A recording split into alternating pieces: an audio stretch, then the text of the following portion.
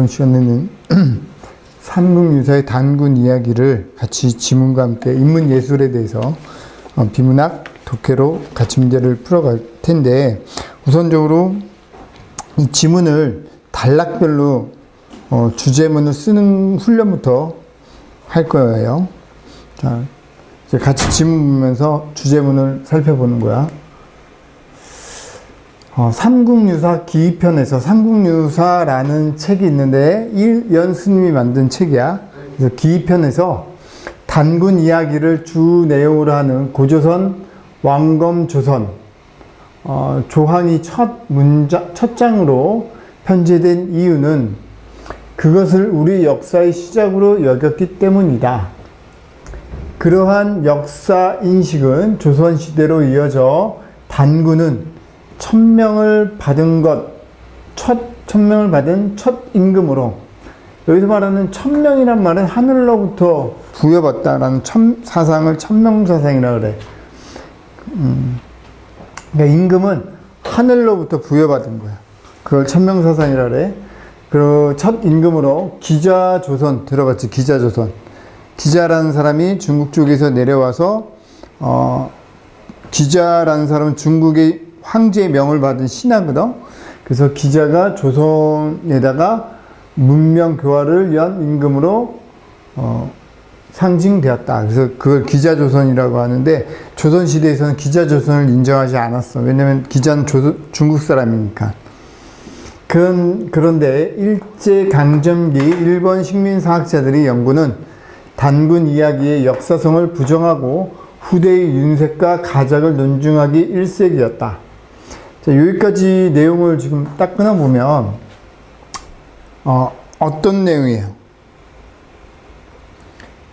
일제강점기의 일본 식민사학자들은 단군 이야기를 어떻게 하는 거야? 긍정적으로 바라보는 거야? 부정적으로 바라보는 거야? 지금 여기 윤색과 가작을 논증하기 일색이었다. 이게 무슨 뜻이냐면, 윤색과 새롭게 내용을 바꾼다거나 가작을 그러니까 더하는 거, 어떤 작품의 내용을 더하는 거, 그렇게 해서 일본 식민사학자들에 의해서 윤색과 가증이 되었다라고 논증했다고. 일본 식민사학자들이 윤색과 가작을 한 게 아니라, 일본 식민사학자들이 연구를 해보니까 원래 단군 이야기에다가 윤색과 가작이 가작을 한 걸 일본 식민사학자들이 증명했다. 그러니까 요 윤색과 가작이 중요한 게, 윤색과 가작을 누가 한 거야? 주체가 누구야? 일본 식민사학자? 이런 걸 조심하란 말이야. 일제강점기 일본 식민사학자들이 연구는 단군 이야기의 역사성을 부정하고 후대의 윤색과 가작을 논증한 거지, 그러니까 일본 식민사학자가 논증한 거지 윤색과 가작을 한 게 아니라고. 이런 거 조심하시면 돼요. 그래서 여기까지가 이제 일본 식민사학자들이 단군 이야기를 부정적으로 인식하고 있다라는 걸 얘기해 주는 거고, 두 번째 단락에서 단군 이야기에서 종족적, 문화적 기원과 관련하여 논의되는 화소는 천손강림과 곰이다.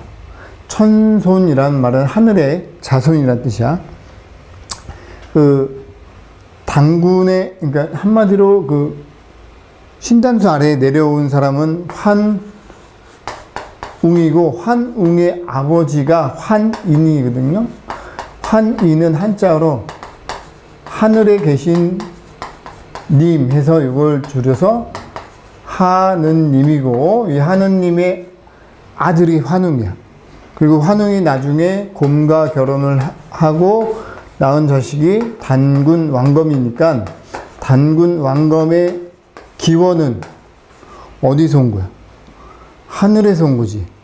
이것을 우리는 하늘의 자손이다 라는 사상을 천손 사상이라고 해.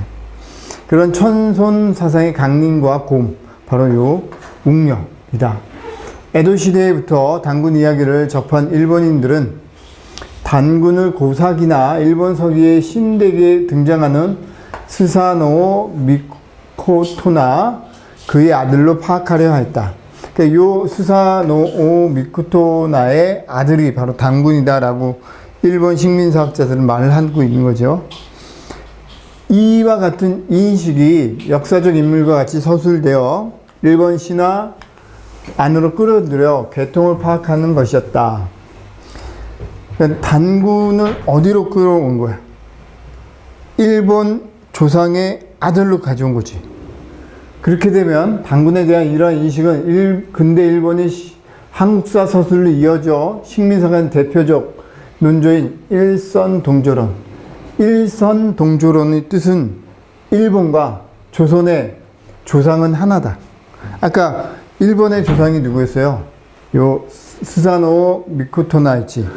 이 스사노 미코토나의 아들이 단군 왕검이 되면 일본과 조선의 조상이 하나가 되는 일선동조론이 되는 거지. 이렇게 식민사관의 근거로 활용되었다. 한편 일본인들은 단군 이야기나 고려시대에 만들어졌다고 주장하기도 하였다. 단군 이야기가 고려시대 때 만들어졌다라고 주장도 했다고요. 그 근거 중에 하나는 삼국유사가 단군 신화가 삼국유사에만 쓰여져 있는데 삼국유사가 만들어진 시기가 이런 스님이 고려시대 후기에 만들어졌기 때문에 이러한 주장도 있기도 해요. 이만희시 류는 고조선 건국 이야기를 후대에 만들어진 허구의 이야기라고 주장하며 곰과 혼인하여 단군을 낳는 이야기의 내용은 북방 시베리아 통부스족의 문화이고 한반도 중남부 지역의 문화에서는 그러한 내용을 찾아볼 수 없다고 분석하였다. 그리하여 한반도의 역사 및 문화를 두 개로 쪼갰어. 자, 두 개로 쪼갠 건 어디가 어디로 쪼갠 거예요? 하나는 여기 북방 시베리아 툰부스족의 문화, 요거 하나랑 또 하나는 한반도 중남부 지역의 문화, 이렇게 두 가지로 쪼갰죠. 이렇게 두 개로 쪼갰고 고조선이 건국과 관련된 이야기는 북방 시베리아 문화의 소산이고 한반도 중남부 지역의 한민족은 오히려 요 중남부 한민족은 일본과 같은 종족적 문화적 계통이라 주장하였다. 이렇게 되는 거지. 이렇게 두 가지로 식민사관은 한반도를 두 가지로 쪼갰다라는 것을 볼 수 있고요. 이에 대한 반발로 해방 이후에 우리 학계는 식민사관을 극복하기 위해, 그럼 여기서 말하는 지금 식민사관 두 가지가 뭐였어요? 하나는 북방 시베리아의 계통의 이야기와 한반도 중남부 이야기가 이렇게 다르다라고 분리시킨 거지. 그게 식민사관이고 그것을 극복하기 위해서 여러 방면에서 연구를 축적해 나갔다. 그 결과 단군 이야기가 당시의 건국과 관련된 상황을 반영하고 있으며 비록 후대에 윤색이 더해졌을지라도 단군 역시 실제 고조선 왕을 신적인 존재로 설정한 것이라는 시각이 구축되었다. 그러니까 윤색됐더라도 실제로 신적인 존재로 설정한 것, 이것이 한국 민족 사학자들의 입장인 거야. 식민사학자들의 입장이 아니라. 이러한 입장, 여기서 말하는 이 입장이 한국 민족 사학자들의 입장이야. 지금 요 부분이 민족 사학자들의 입장. 이러한 입장에서 일본인들의 연구를 비판하며, 지금 일본인들의 연구의 가장 큰 부분은 일선동조론. 그러니까 한반도 중남부는 일본과 같은 문화다라고 하는 것이 바로 그 식민사관인데, 그것을 비판하며 고조선의 건국과 관련된 곰과 호랑이의 인류학과 사회학을 적용하여 토테미즘, 특정 동식물을 숭배하는 사상을 토템 사상이라고 해요. 토템 사상의 관점에서 접근한 학자들이 있다. 이들은 고대 원시 사회에서는 동물을 부족의 토템으로 삼았다는 세계사의 여러 사례를 소개하며, 세계사의 여러 사례 중에 북아메리카 같은 경우에 원주민을 뭐라 불러? 인디언이라고 하지. 그 인디언들도 무슨 부족, 곰 부족, 호랑이 부족, 이런 식의 특정 동식물을 숭배하는 사상들이 있거든? 그런 토템 사상들이 있다. 이런 사례를 소개했고요. 원시사회의 보편성을 농보로 해서, 그러니까 원시사회에서는 이러한 사례들이 다른 나라에서도 나타난다. 그 보편성을 농보로 고조선의 건국 이야기 속 곰과 호랑이 역시 특정 동식물을 숭배하는 토테미즘의 흔적이며 원시 문화의 반영이라고 설명하였다. 그러니까 우리나라에서만 곰과 호랑이가 나오는 것이 아니라 세계사적인 보편성에서 원시 사회에서는 그러한 설화들이, 신화들이 보편적으로 반영되어 있다. 그리고 환웅과 웅녀의 결혼은 동족 내의 혼인에서 벗어난 이족혼의 사례. 원래는 환웅족, 웅녀족 해가지고 같은 족끼리만 결혼을 했단 말이야. 그런데 같은 족에서 벗어나기 시작을 했어요. 그 이유는 생물학적인 부분도 있을 테고, 또 어떤 영역을 넓히는 과정에서 서로 다른 족끼리 결혼을 함으로 인해서 영역을 넓히는 효과도 가져올 수도 있겠지. 그렇게 해서 원시사회의 발달의 한 유형이며 단군의 탄생과 그에 의한 고조선의 건국은 정치 조직을 발달시키는 사회 발달 과정을 담고 있다고 설명하였다. 즉, 지금 이렇게 보면은 환웅족과 웅녀족이 나타나고 이 웅녀족에서 나온 대표들끼리 결혼을 해서 낳은 자식을 이제 단군 왕검이다라고 칭했겠죠.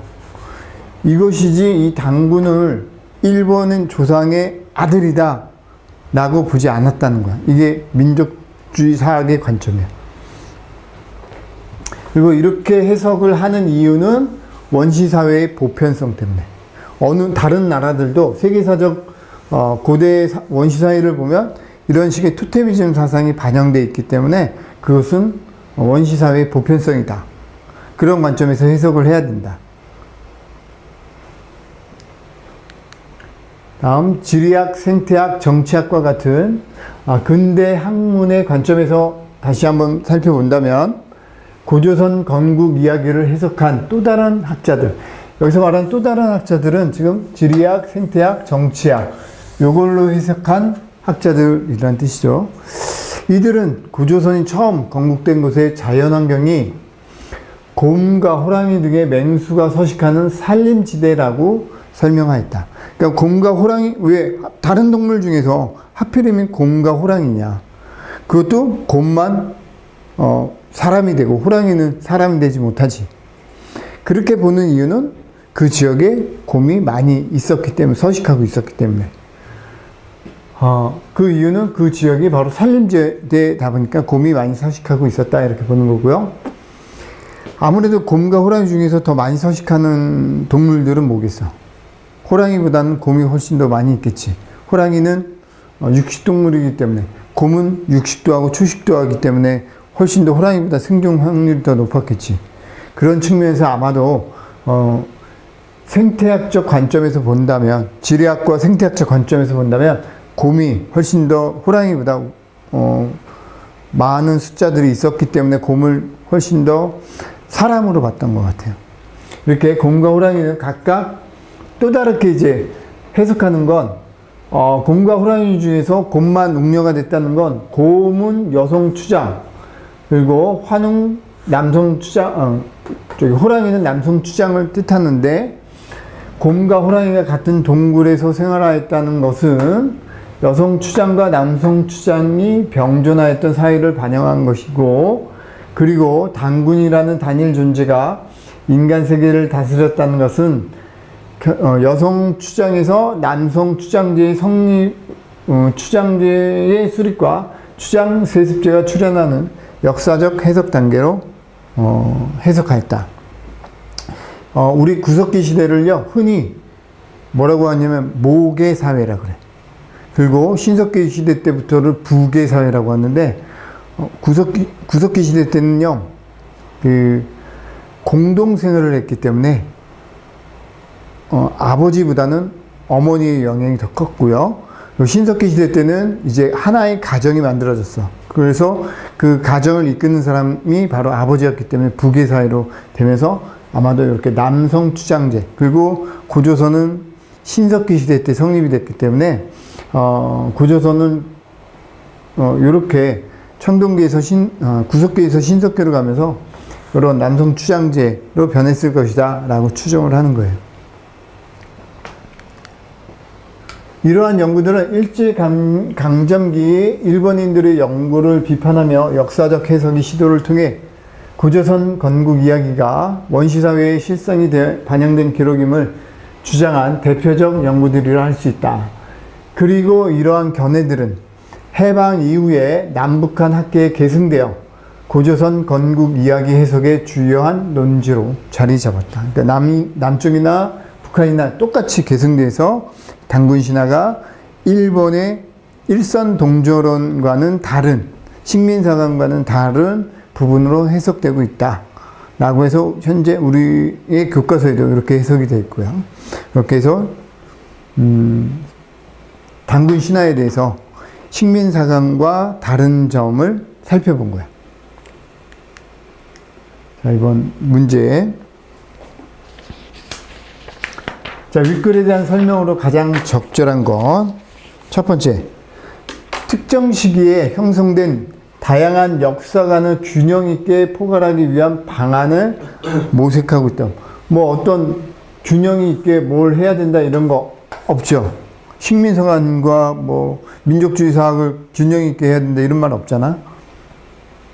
그러니까 1번 땡이고, 2번 특정 시기를 대표하는 연구자들을 통해 연구 결과의 공통점과 차이점을 나열하고 있다. 차이점과 공통점 이런 거 있어요? 전혀 없지. 뭔가를 비교한 거 없죠. 다음 3번 특정 시기에 영향을 받은 상반된 역사 인식들을 종합하여 새로운 인식을 제안하고 있다. 종합한 건 맞는데 새로운 대안으로 뭔가를 대안으로 이제 있는 것 중에 하나가 탈민족주의 사학이라고 있거든요. 근데 그런 탈민족주의 사학 이런 것들을 제시했어? 안 제시했지. 그래서 새로운 인식을 제안하고 있다 이런 내용은 없고요. 다음 네 번째, 특정 시기에 제기된 우리 역사에 대한 부정적인 주장과 그에 대한 반론을 제시하고 있다. 자, 특정 시기에 제기된 우리 역사에 대한 부정적인 주장. 여기까지가 뭐예요? 식민사학이지. 식민사학, 그러니까 일본 사학자들 갖고 있는 생각이 바로 식민사학인데, 이 식민사학자들의 부정적인 주장을 앞글에 설명했고, 그에 대한 반론, 민족주의 사학은 어떻다라고 제시가 되어 있고. 그래서 답이 4번이 되겠죠. 다음. 이번 문제. 기억과 니은의 견해로 이해한 내용으로 적절하지 않은 것. 자, 기억은 토템으로 인한 접근 방법을 기억이라고 하고요. 다음, 니은은 또 다른 학자들. 그래서 아까 지리학, 생태학, 정치학으로서 단군신화를 판별하려고 하는 학자들. 이러한 학자들을 니은의 견해라고 합니다. 그럼 기억과 니은의 설명으로 적절하지 않은 것. 자, 기억 1번에 기억은 원시사회의 보편성을 농보로 고조선 건국 이야기를 해석하였다. 그래서 기억은 원시사회의 보편성을 농보로 기억이 식민사학자인데 식민사학자들이 보편성을 얘기했어요. 오히려 보편성을 부정했지. 그러니까 1번 틀렸고 2번에 니은 또 다른 학자들은 지리적, 생태적 특성을 고려하여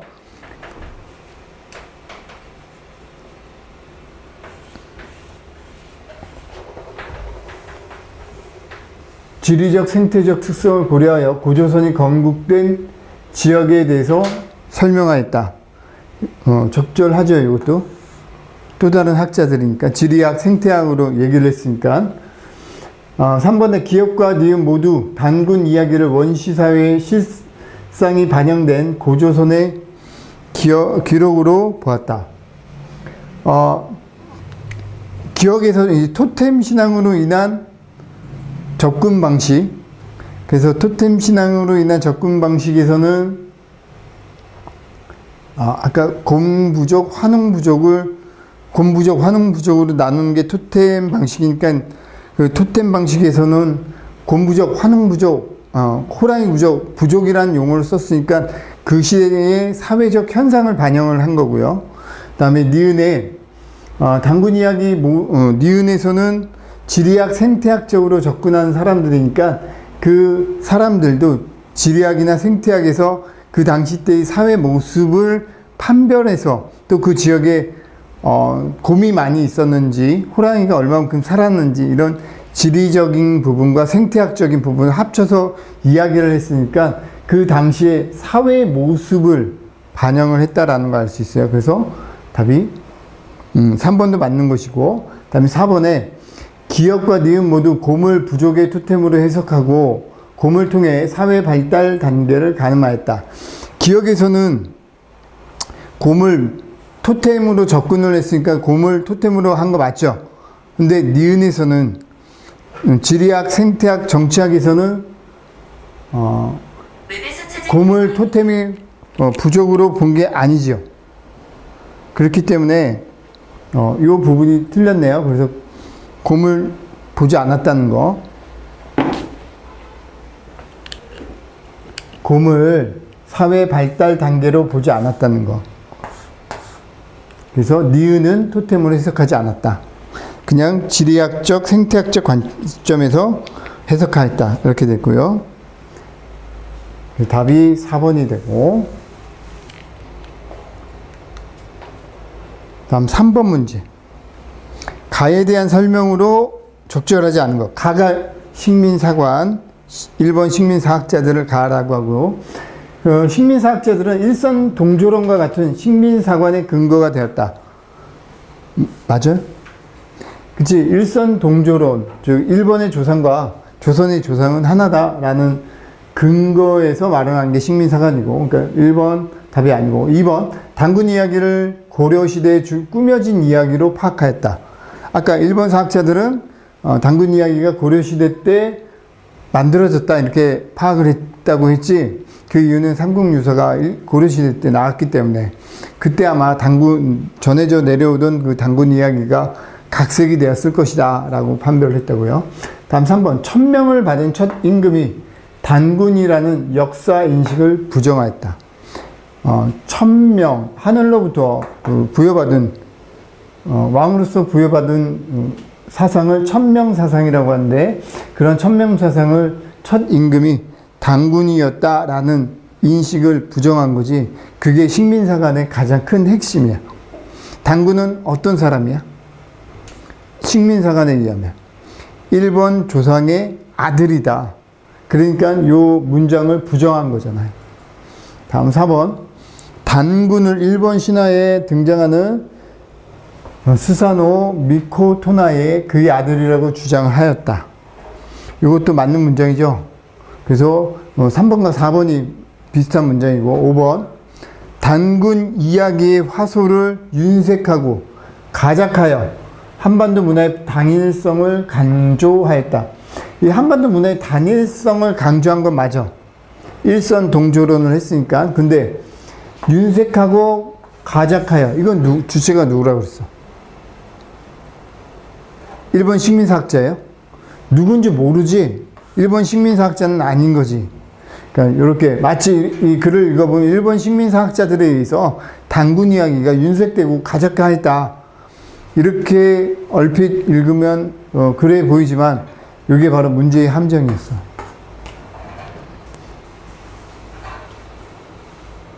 딱 그냥 아무런 이 글을 읽지 않는 사람이라면 그냥 배경지식 속에서 단군 신화가 일본에 의해서 왜곡됐을 것이다 라고 생각을 하잖아요.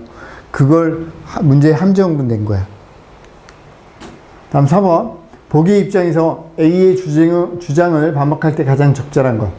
자, A의 주장은 뭐냐면 한반도의 역사 및 문화를 북방 시베리아 문화의 소상과 일본의 계통으로 나누어 이해하는 것. 식민사관학자들은 뭐라고 했어요? 한반도의 문화를 두 가지의 결례로 나눴지. 하나는 북방 시베리아의 문화다. 또 한반도 중남부는 일본 계통의 문화다. 이렇게 두 가지로 나눴잖아. 그게 A야. 거기에 대해서